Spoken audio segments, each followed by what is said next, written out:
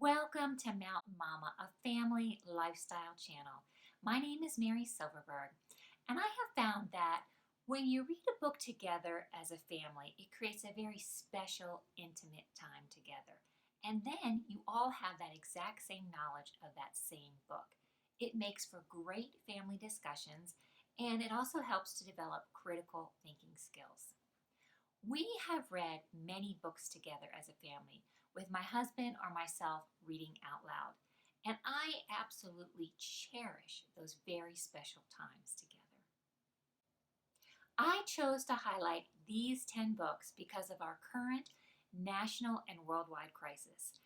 These stories, whether truth or fiction, are all stories of very difficult, trying, even life threatening times, but they are filled with very profitable lessons of hope, encouragement, and inspiration.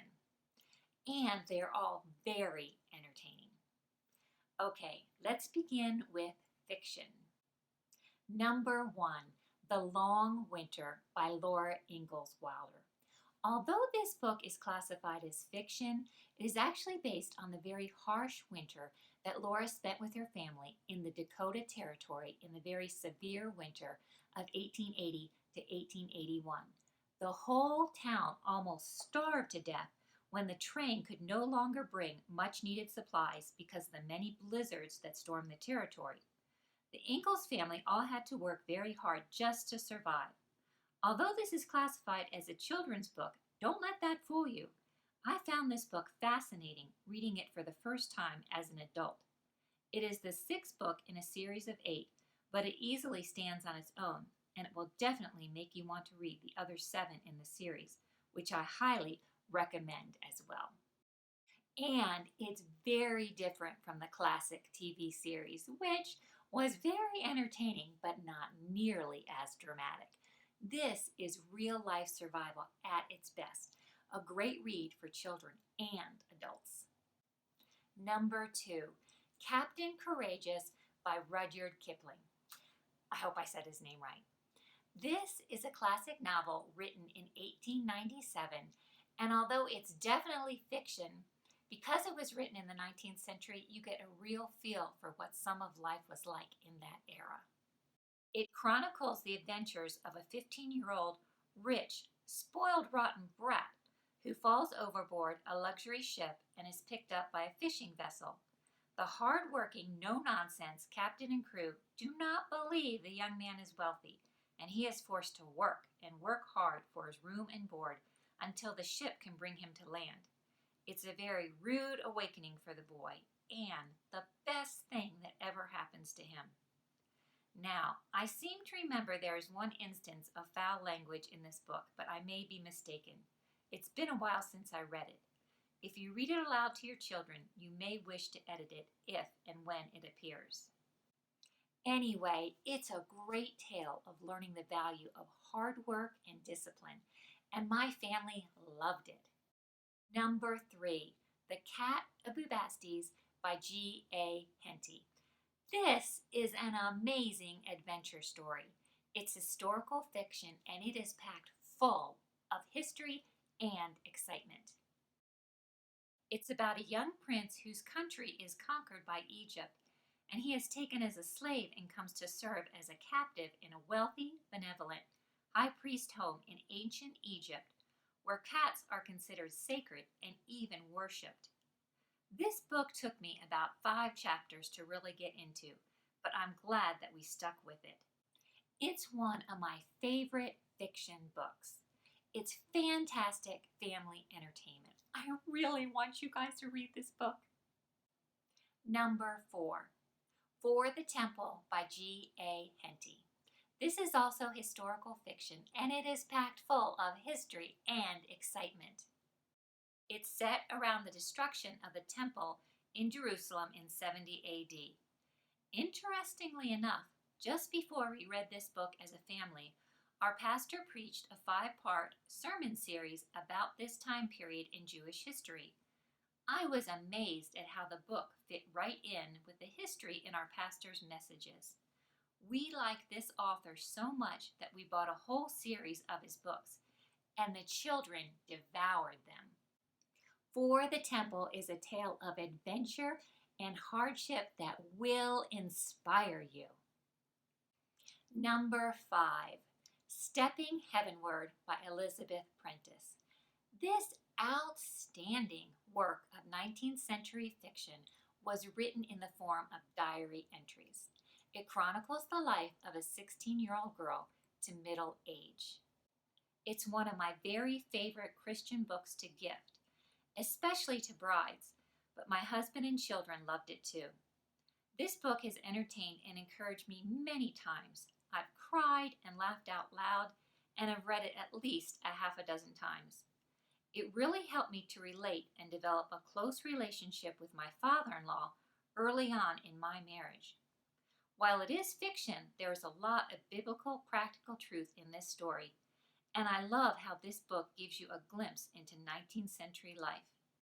If you ever happen to read a biography of Elizabeth Prentice, you will see where she got a lot of her material and inspiration for this novel from her real life. This very gifted author also wrote the hymn, More Love to Thee. This book is a must read. Okay, let's move on to nonfiction. Number 6, Up from Slavery by Booker T. Washington. This is an amazing autobiographical account of a man who was born into slavery and then freed by the Emancipation Proclamation. He worked very hard to earn a living and educate himself and went on to establish the famous Tuskegee University in Alabama. Mr. Washington was extremely intelligent, positive, and gracious, and became a great success in a time of terrible prejudice. This first-hand account of what it was like to be a slave, and then what it was like to be a free man facing horrible bias, is an incredible account of victory and forgiveness. I believe it should be required reading for all U.S. students. Number 7, The Hiding Place by Corrie ten Boom. This is an amazing true story of a woman and her family living in Holland who hid Jews from the Nazis in World War II. The brave acts of Corrie and her family were eventually discovered, and they were sent to a Nazi prison camp where they endured horrible abuse and hardships. This is a terrible and wonderful account of character, love, and self-sacrifice. It is amazing, inspiring, and very compelling. I am so thankful that we read this book in our homeschool. Number 8, Unbroken by Laura Hillenbrand. This is the true story of Louis Zamperini. From his childhood to becoming an Olympic track star, to his military service in World War II as an aviator, and then to his life as a young married man. The focus is on his tremendous survival accounts, first of his plane crash, followed by an incredible 47 days adrift on the ocean, followed by 2.5 years spent as a POW by the ruthless Japanese. This is an absolutely outstanding account of survival in the midst of starvation and tremendous brutality. Parental guidance is strongly advised. Okay, so overall, it's a very clean book, but it is a true account of wartime. So there are a few areas that you will want to censor if you are reading to children, even teenagers, but it's an awesome book. Number 9, Evidence Not Seen by Darlene Diebler Rose. This is a World War II memoir of a young missionary woman and her husband serving in New Guinea. Early on in their service, the couple are captured by the Japanese and sent to separate prison camps. It is her story of hardship, survival, and faith. In my opinion, it is the perfect companion book to Unbroken. Unbroken is the true account of a young man and his time that he endured in an all-male Japanese prison. The main character, Louis Zamperini, is an unbeliever during his captivity and comes to Christ afterwards as a free man back in the States in the midst of post-traumatic stress. while Evidence Not Seen is the true account of a young woman and her time that she endured in an all-female Japanese prison. The main character, Darlene Diebler, is a believer during her entire captivity. So, one is written from a man's perspective who is not a Christian, and the other is written from a woman's perspective who is a Christian. Both books are excellent sources of history, survival, and inspiration. Number 10, Let's Roll by Lisa Beamer with Ken Abraham. This is the story of 9/11's heroic Flight 93. Lisa's husband, Todd Beamer, was a passenger aboard that United Airlines plane. He played an integral part in the plan to take back that flight from the hijackers.